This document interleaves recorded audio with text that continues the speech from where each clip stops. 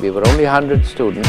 We built the first airfield, I think the only. We also started aeronautical engineering at IIT Kanpur. Nehru had gone to the United States, met John Kennedy, got the first TV system. And our students over here were producing programs. They made us work with our hands. And they made us work with our brains.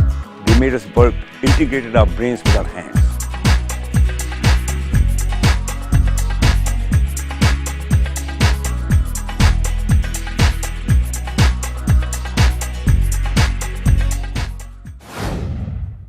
I joined IIT Kanpur in 1962, on invitation of Professor of Physics at that time. He said that we are having an experiment on science-based engineering education in India at Kanpur. Why don't you join?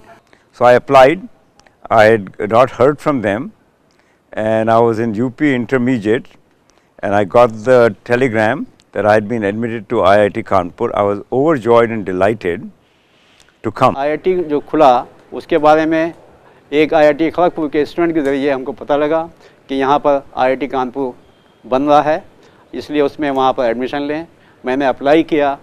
10,000 we were told that 10,000 people have applied. Out of 10,000 only hundreds were selected. So my position in the Bihar University as a whole, it was second. So I got selected and we joined.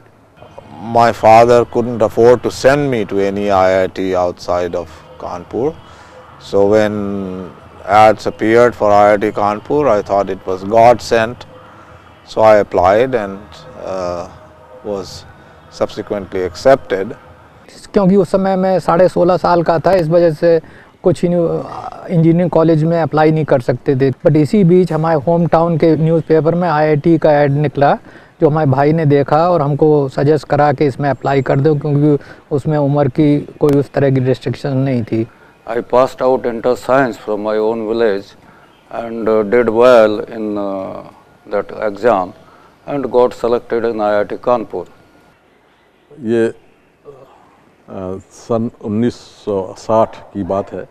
उस वक्त ये मालूम हुआ कि IIT Kanpur का start हो गया है, तो हमने भी इसमें अप्लाई कर दिया. चूँकि हमारे नंबर अच्छे थे तो इसमें हमारा सिलेक्शन हो गया और हम यहाँ के स्टूडेंट हो गए. I came in 1947 and I was here till 1956. And of course, when the first batch started, I was back in 1960 through 65. I got a telegram pretty late in August. So I arrived here, and of course, everybody else was here ahead of me, so it was a little bit confusing in the beginning, being the last man in. We were only 100 students, and we had a very large variety of them from all over India, but particularly from the north. In IIT campus, also we are just told by my friends, we are having two set of people with different backgrounds. The person who came mostly from UP, they are having intermediate, that is 10+2 system, and this English was a subject, so they were not a medium of English education. While the other batch was higher secondary or senior Cambridge, or there is some pre-university, they were having English medium school education and came here. So we arrived there in the government GCTI. There were no buildings. Kalyanpur did not quite exist. We were taken by a little blue truck or bicycle about 5 kilometers to the HBTI campus where classes were held. The IIT was in HBTI. So the students used to live in Vishnupuri and other areas. So I was warden of 2 of the hostels. And on 63 March, the students moved to the campus. Then I also moved with them.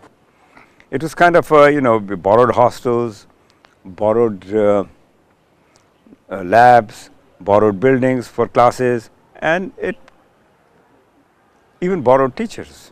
Actually, when we moved this campus, there was nothing here, no light.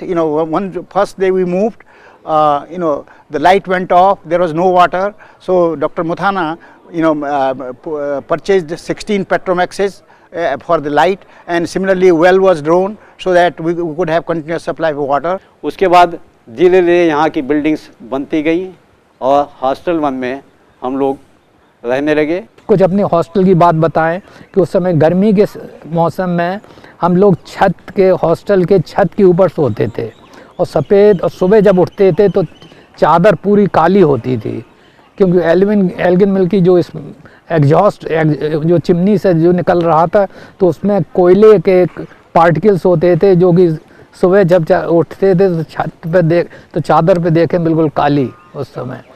Classes बहुत अच्छी तरह से सुबह 8 से 5 बजे तक चलते थे। Towards the end of our second year, early in our third year, we started getting American professors.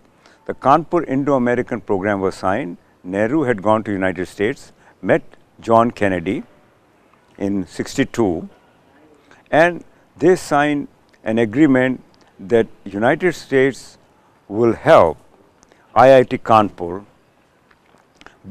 and not only that, they also introduced what is called Kanpur Indo-American program, KIAP, K-I-A-P.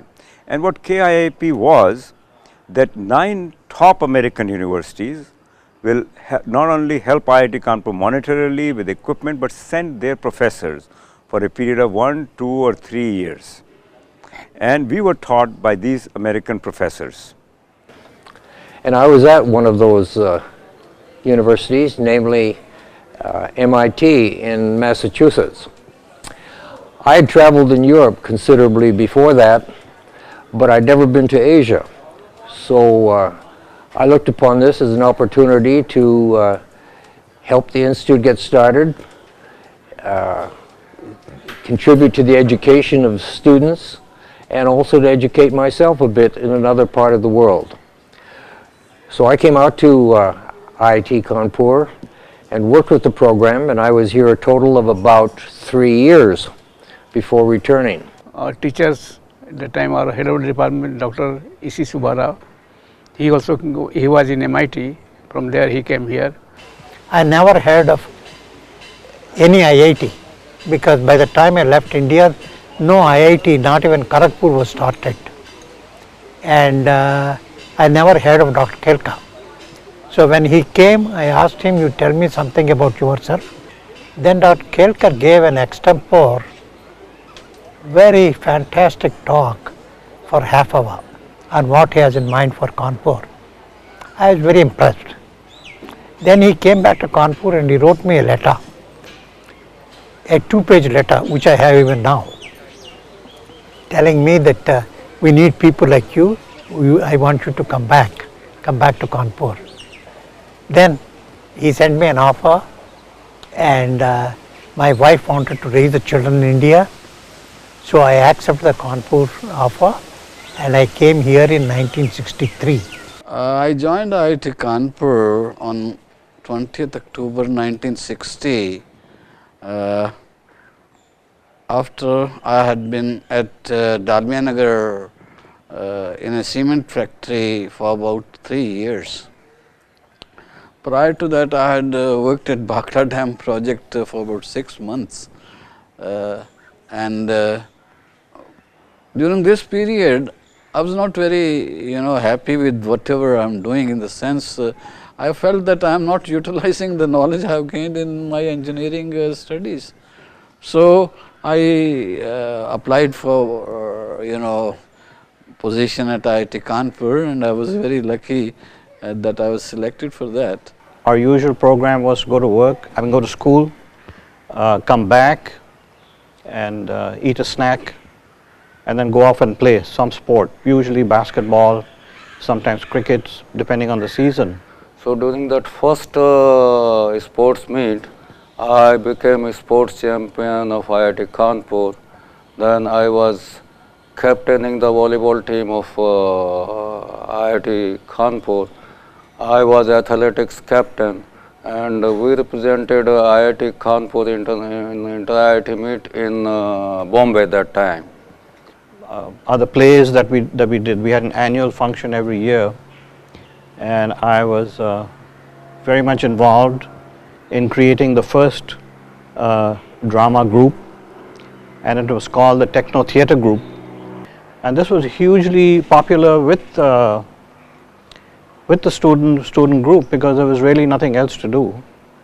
There was no entertainment, and Kalyanpur, even when we were back there at the Textile Institute hostel, there was really not much to do except to go to movies.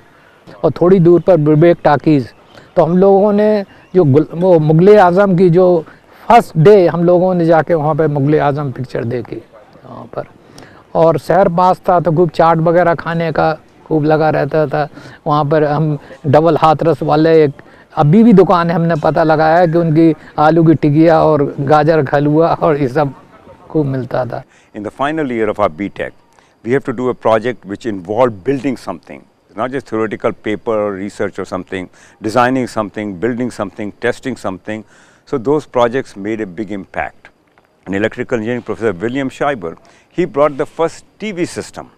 Now this is not just a television, it's a system. That means you can make TV programs, how they're made, how they're broadcasted, how they're received, and our students over here were producing programs. In fact, our first convocation in October 65 with the President of India, Sarvapalli Radhakrishnan, was in fact broadcasted on TV. Now before that, Government of India said you can't broadcast illegal broadcasting, so they put a cable. So we had cable TV, okay, which came much later in India. There was no television in any city in India. So we were a pioneer in doing that. And that's the kind of beauty of the education in IIT Kanpur in those times. They made us work with our hands, and they made us work with our brains. They made us work, integrated our brains with our hands. Books वगैरह सब American books हम लोगों ने पढ़ी, हमारे teachers मतलब India के भी थे, अमेरिका के भी थे, तो it was the best education I got. And they brought equipment, they brought knowledge about the equipment, and they insisted that we do projects. One of the things that I did in my case is I brought a small airplane here, a little four-seater single engine, which attracted a lot of attention from the students. We also started aeronautical engineering at IIT Kanpur, and the airplane was there for them to see it up close hand.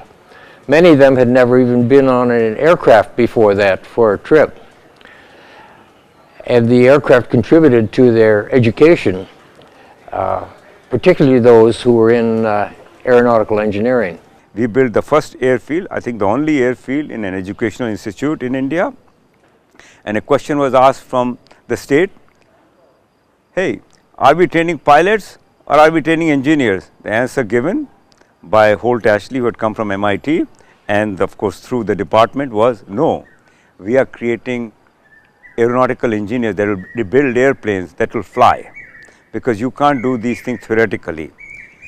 You need to be totally know how things work. Without your experiential knowledge, the way we do it is, if you're building a computer, you need to work with computer. It's not just something in a book. You need to experience with it. So the first digital computer came 1620. Towards the end of 1963, IIT received its first computer from, it was an IBM 1620, and I was very fascinated by it. After graduating from IIT, I worked for a very short time in India for two companies, Greaves Cotton in Kanpur and Burden Company in Kumardhubi. And then I went to the United States, where I did my master's at Stevens Institute of Technology in Hoboken, New Jersey. And from there, I was picked up by IBM. I left in 1965, and then I went to Waterloo, the University of Waterloo in Canada, and I did my master's there. When I finished there, I worked for a couple of years at the Atomic Energy of Canada in near Toronto. Then I began to look across to the other side of the border. So I spent the next 20 years in Saudi Arabia till 98, and then came back to the United States. And I'm still there. It's 17 years later, but I work part-time now, and I work 4 days a week 5 hours a day, so that's 20 hours a week. So I left my colleagues and joined the railways, but I didn't like the government job as a class 1 officer, so I left in 1969 after less than 2 years service in the Indian Railways, and I went to Rensselaer Polytechnic Institute in upstate New York, and I did my master's in engineering, and finishing that I started my career. Most of my career, in fact all of the career practically, is in the US, and that too in the semiconductor industry. In the process of the industry, I have worked in fabs, I've also worked in assembly and tests, I've also worked in R&D, and traveled all over the world as a part of Texas Instruments and National Semiconductor. I also worked for Hewlett-Packard for 9 years. I retired as an executive last year in National Semiconductor, which later on got acquired by Texas Instruments.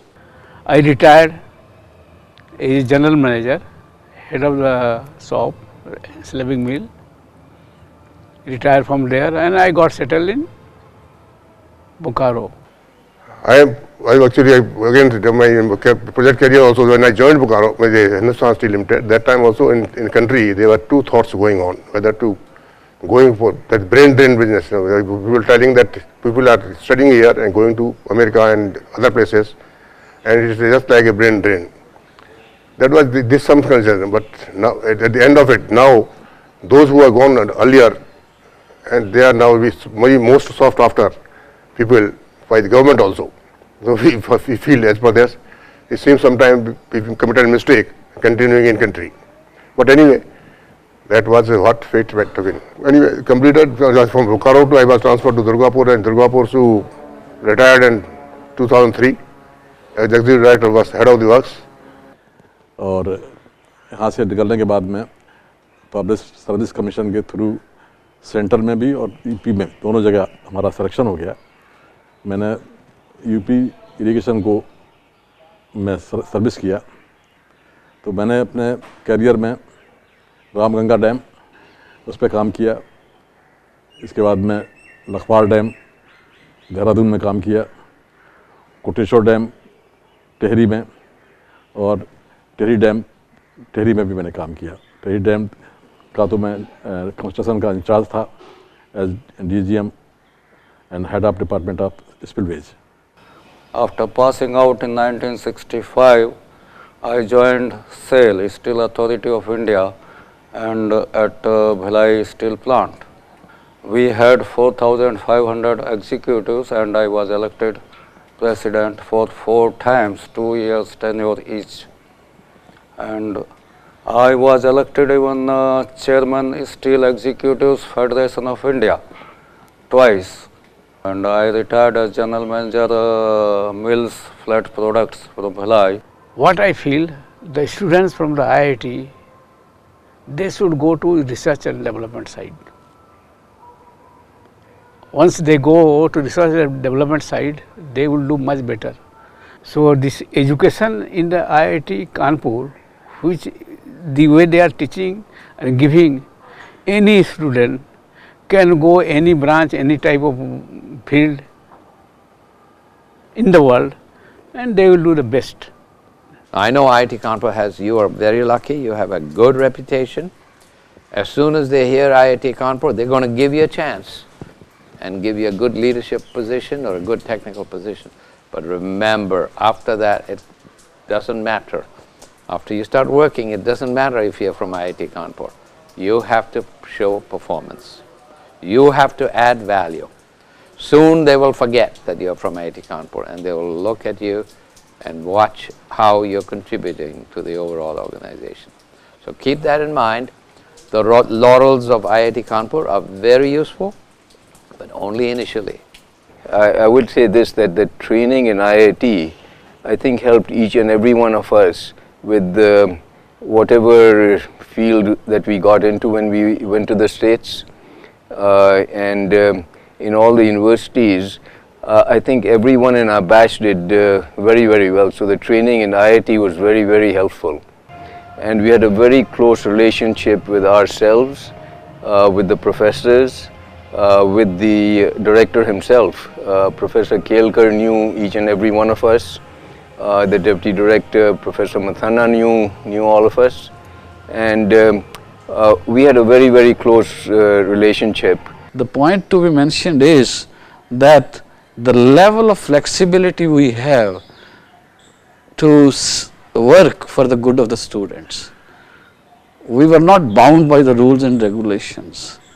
The kind of freedom the teacher has here is tremendous, and he can offer within the limits of the basic core curriculum his best to the students. Whatever be the student quality, if the teacher is really inspired and he can instill that inspiration into the student, they are basically better than the average student, far better than the average student. I would just like to comment that the IIT standard is no less than any institute anywhere. To future students, all I can say in general is dream big, that there is no shame in doing anything, any job that serves your purpose, and focus on the country, what benefits the country, and in a larger context, what benefits humanity. In IIT Bombay, Delhi, in fact most of the people, IITs, the directors had come from IIT Kanpur. Even today, you go over there and you find in different IITs, half of them are run by people who are either alumni of IIT Kanpur or ex-faculty of IIT Kanpur, some connection. So there is something in the DNA of IIT Kanpur to be innovative leader in academics. और हम आशा करते हैं कि हमारा institute IIT future के लिए, अपने देश के लिए, सभी यंग लोगों के लिए एक बूंद साबित हो और तरक्की करे. So we have now heard a few of the alumni who visited us and told you certain aspects of life in HBTI campus and in the Kalyanpur campus. They also talked about the charismatic first director, Professor P.K. Kelkar. They also mentioned about the absence of any man-made structures in this campus, which there are many now, and they could not recognize a lot of things. They also talked about a single hostel where the entire student community of 286 lived, and their warden, Professor H.D. Bist. We thank these pioneers who gave us an opportunity to relive their memories with us and share some of their professional and personal experiences.